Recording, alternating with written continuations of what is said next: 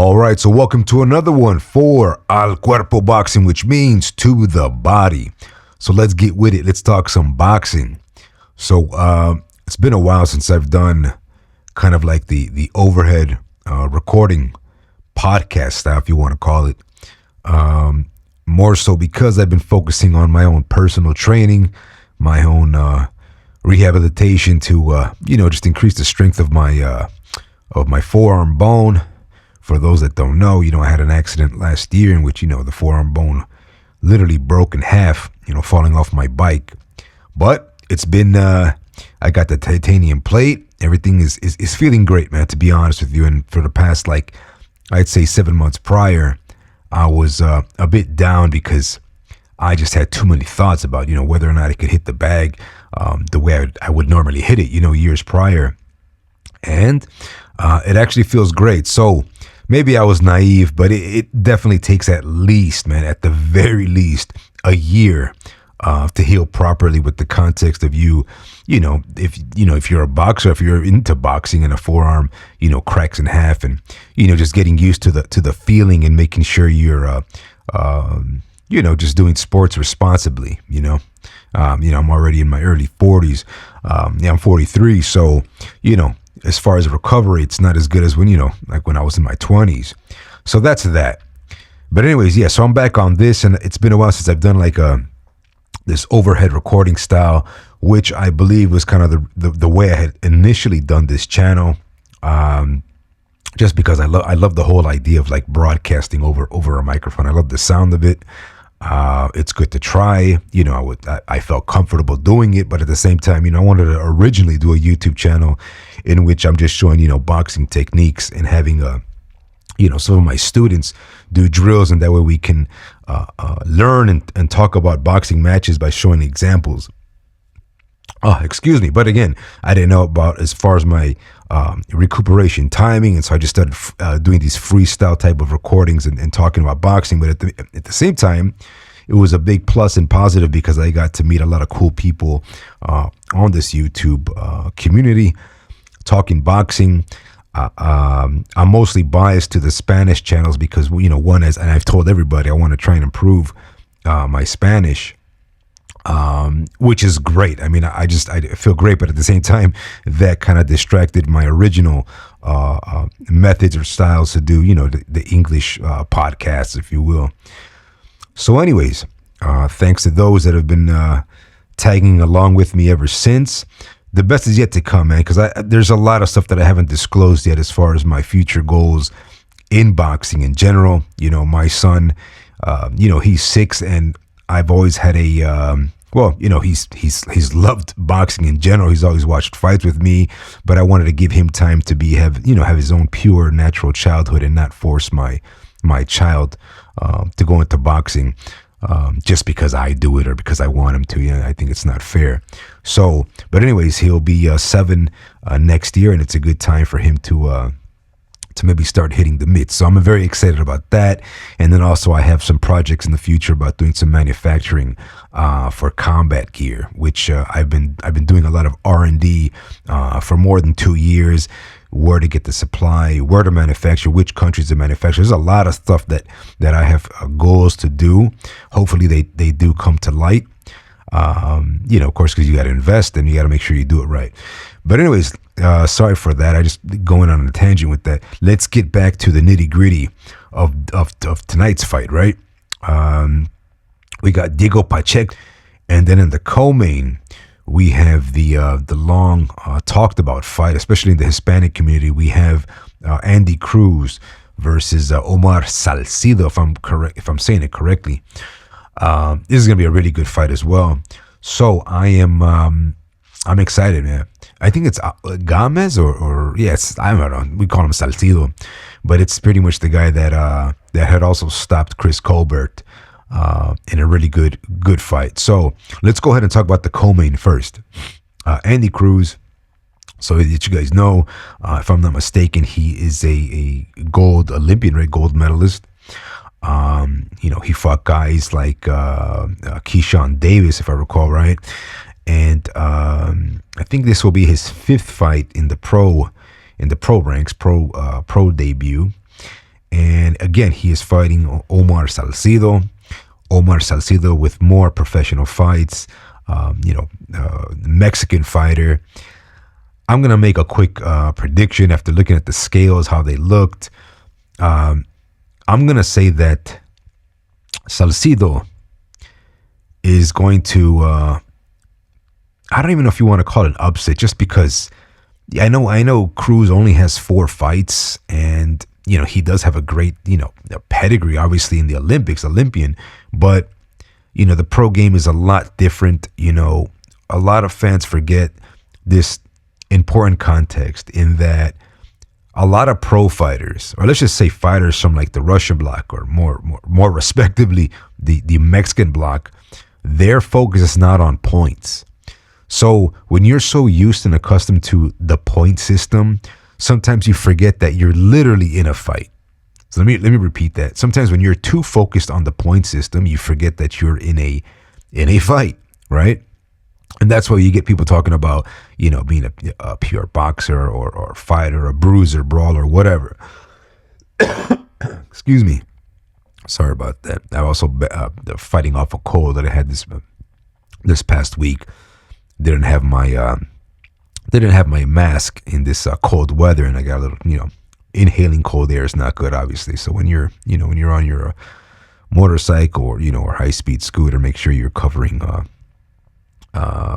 protecting your lungs. So anyways, I don't see Andy Cruz. I don't know. It's if we want to go on the political side, maybe they want to save Cruz for a potential fight with Keyshawn Davis. But then again, it's like, how does Top Rank value that type of fight long term, right? Because if we want to talk about the pure, quote, sweet science, or pure, boxing fanatics, yeah, sure, okay, we get it. A fight with Keyshawn Davis and Andy Cruz would be nice in a pro fight, right? But at the same time, we watch so much boxing. It's so saturated that at the same time, I want to just see classic fighting. You don't want to see a real fight. I want to see who has more dog. And when I think about Cruz and Salcido, I think of like, I kid you not, I think of something like a Lomachenko versus Salcido, right? Back in the day. Or like, let's say when, what was his name? I always bring this guy up. He's the one that beat Cotto. And then he lost to Jaime Munguia. Oh, what was this kid's name? Let me see. I want to bring it up. Should I write Jaime Munguia? Sorry, I got to type this up because it's just something I should know. Let me see. When he fought Saddam Ali. Okay, so like a Saddam Ali, also with an Olympic pedigree, right? Olympic team. Amazing, impressive win over Miguel Cotto. But when he went into a real fight, I guess we're gonna again say, quote, this Mexican style mentality of a fight. He lost. He lost rather terribly to a guy like Jaime Munguia. Now, of course, Jaime Munguia was way bigger, and Jaime Munguia is more of a dog than, let's say, an Omar Salcido, I think, right? Again, different times, different weight classes, different ages, but I just see that Salcido's, up game right now, his motivation was one in particular. His record's good. It's not bad. I think he's got decent power. I think he was able to take, cracking power from a guy like Chris Colbert. But that win over Chris Colbert, who's a very versatile fighter in my opinion. He's had some, he had the losses against Jose Valenzuela, what they call it, Rayo. And then recently he just lost to Salcido. So some fans might complain or just say that, Colbert's already done with, right? And I said it myself. It's hard to know, but let's just give it at face value and accomplishments. But I think that Chris Colbert, in my opinion, has more dog than an Andy Cruz. Let me repeat that, guys, okay? Please just try. And for those of you that don't really follow it that deeply, just look at the highlights between both and just look at their positioning, their shot placement, their shot selection, their shot combinations, okay? Keep all that in mind and then compare it with, again, Cruz and Colbert. So I think Andy Cruz doesn't have enough experience in the pro dog mentality to beat a guy like Omar Salcido. Okay, I think Omar Salcido is probably they've done a lot of studying on Andy Cruz. Their fight again with Chris Colbert, that punching power. I honestly think if they can take Cruz to the ropes, it'll be a very bad night for Andy Cruz. I don't think Andy Cruz likes that kind of style. I mean, of course, yeah, Chris Colbert is more of a daring type of fighter, that egotistical type of fighter that he likes to take firepower, kind of like the way Tevin Farmer didn't mind fighting with Jose Cepeda when he could, right? By the way, that was a pretty good fight by Cepeda and Farmer, and I believe they're going to have a rematch, so it's going to be a good rematch.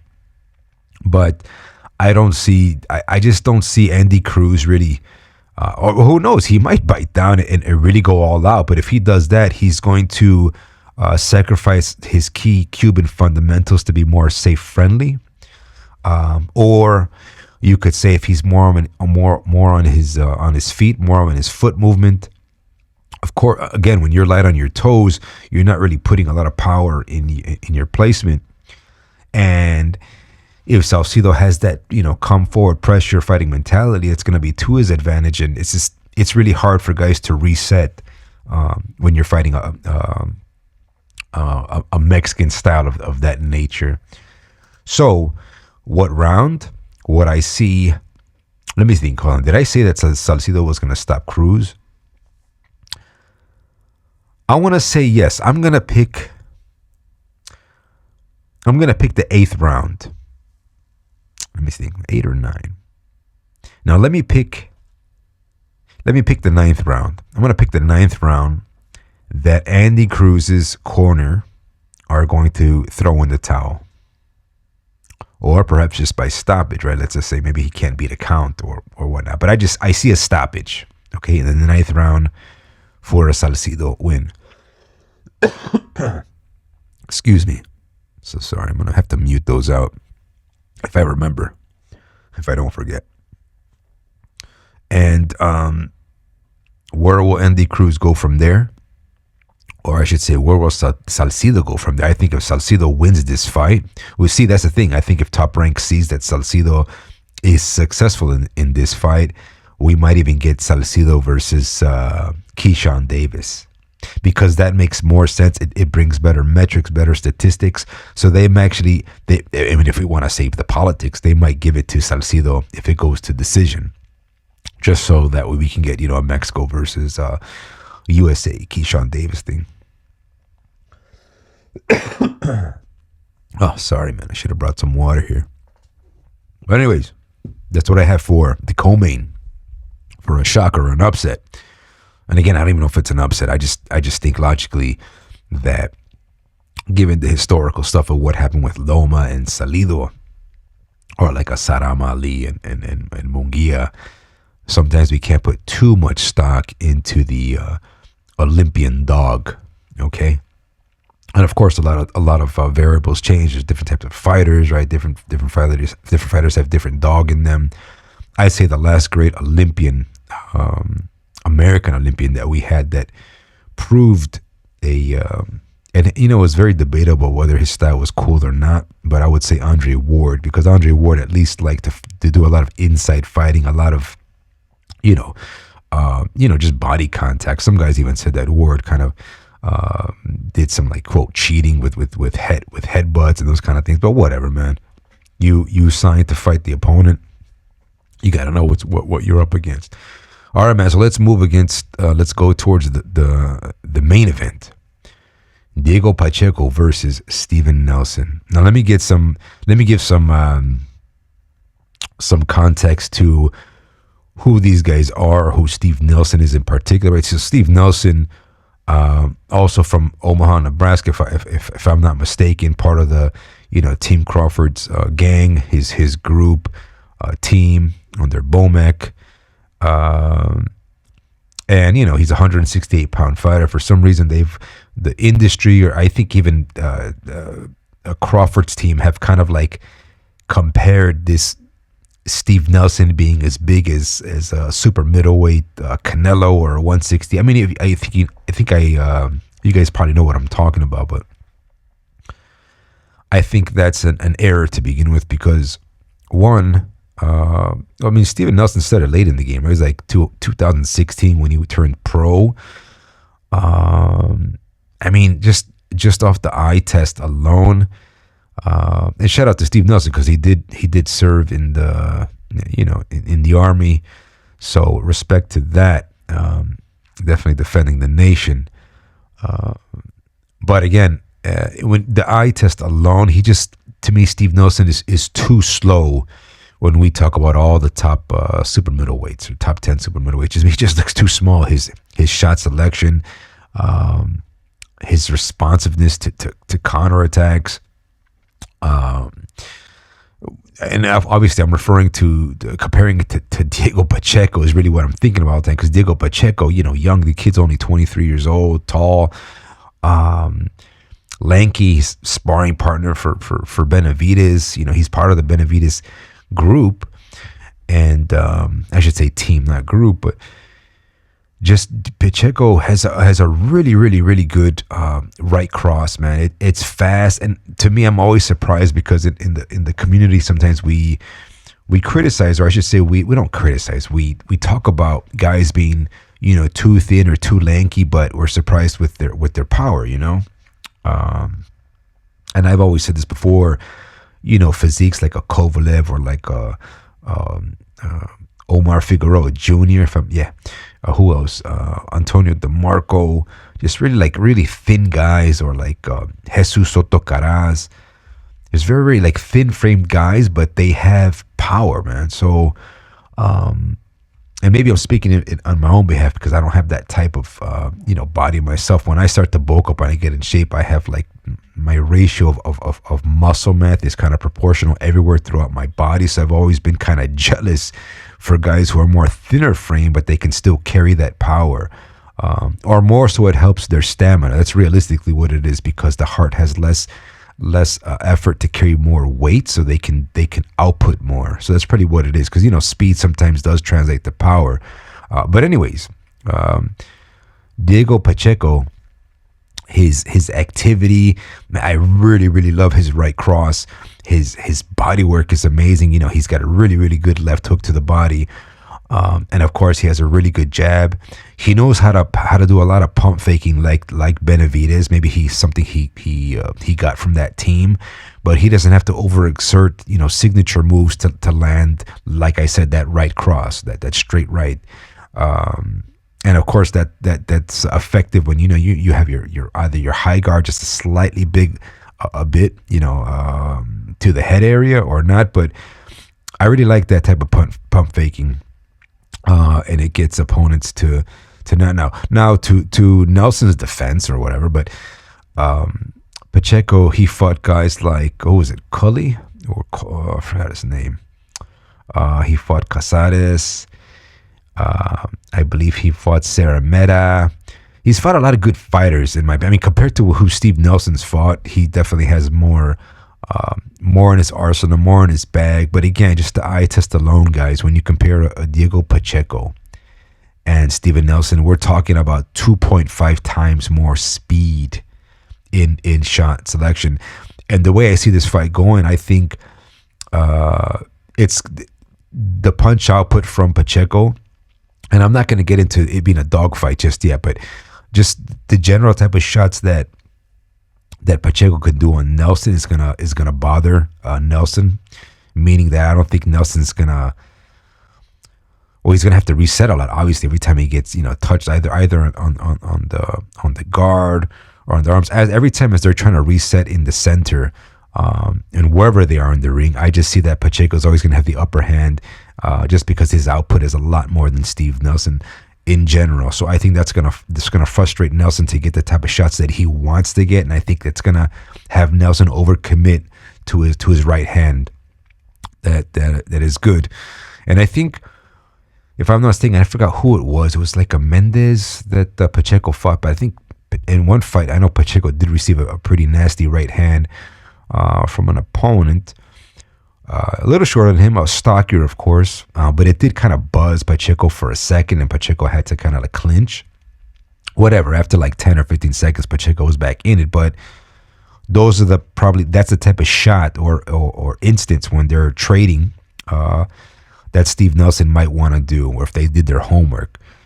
Again, Pacheco's team, they know that Nelson is also stockier, so they might play it safe.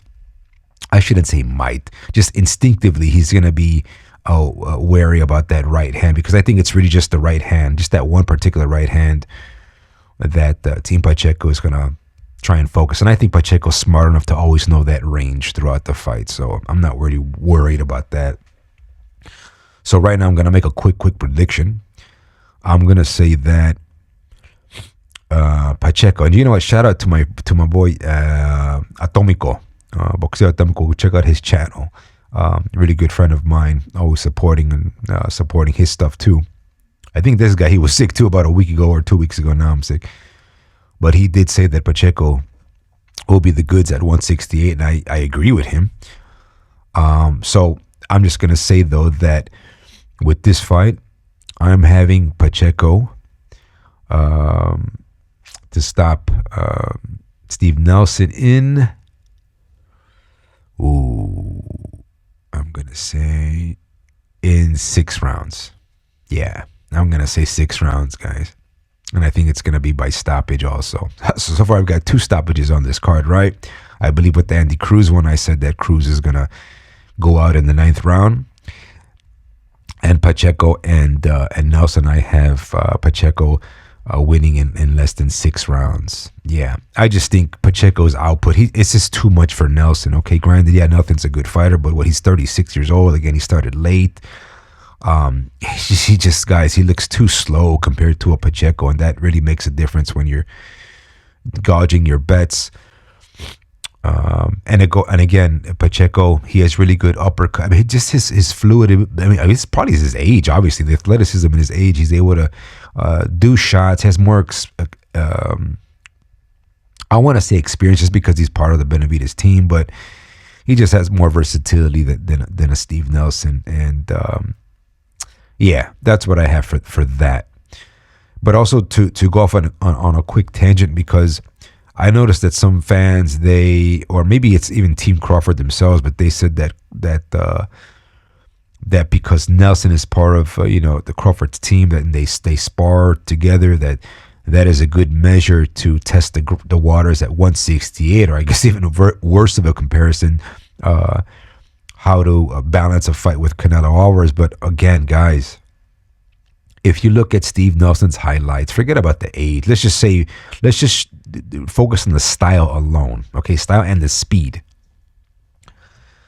Steve Nelson would remind me like a very old Curtis Stevens, I guess.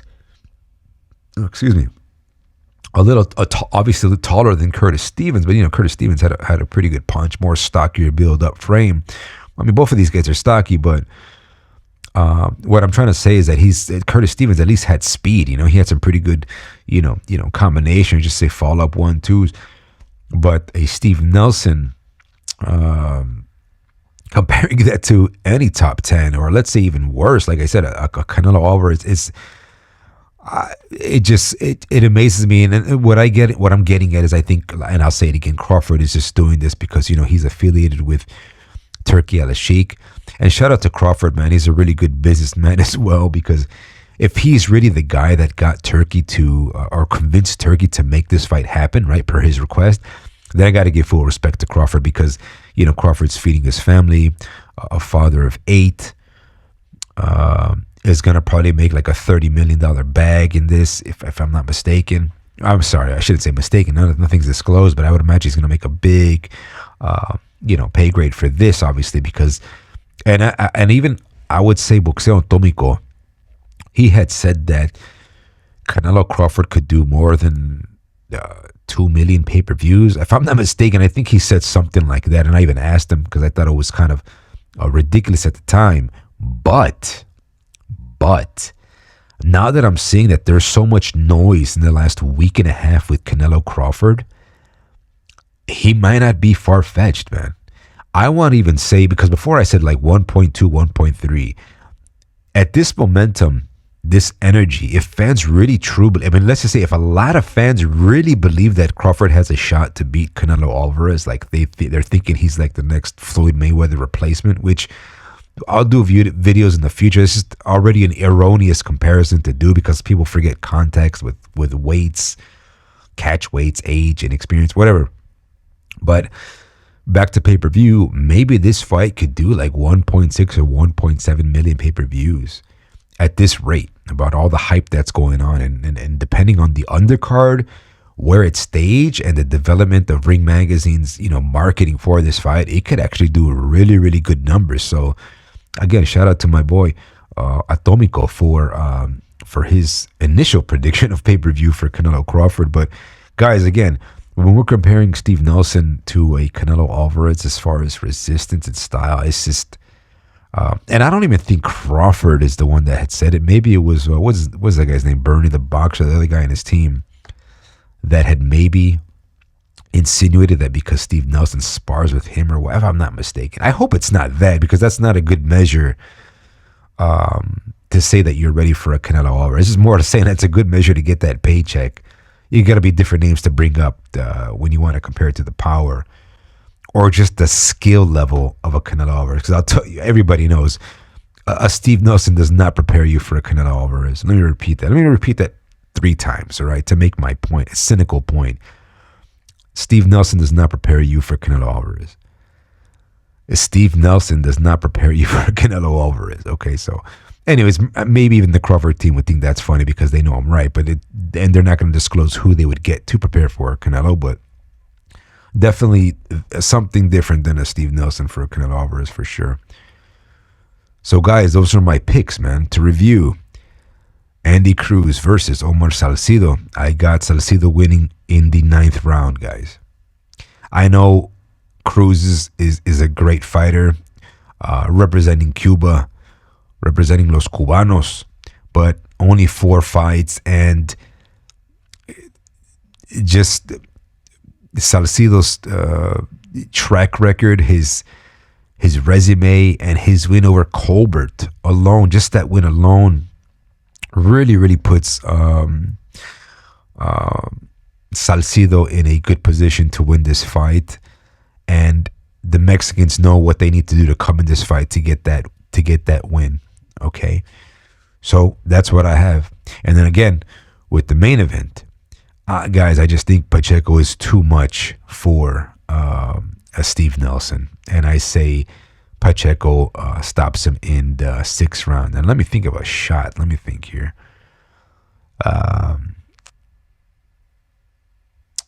I don't see him stopping him with a body shot. It may be body shots that are gonna slow down Nelson, of course, or affect it for some sort of like right hand that comes from Pacheco. But I think maybe just at one point, accumulative punches in the 6th round on the ropes, and the ref is gonna stop the fight.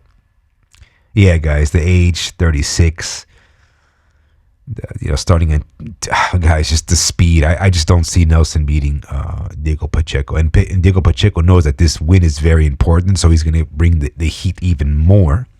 And they did have some pretty trading words for the press conference. That's going to motivate Pacheco to maybe even be more aggressive.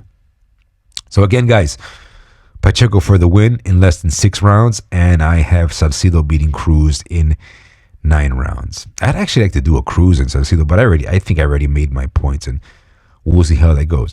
So anyways, again, shout outs to all my followers, and I will catch you guys on the next one for Al Cuerpo Boxing, which means to the body.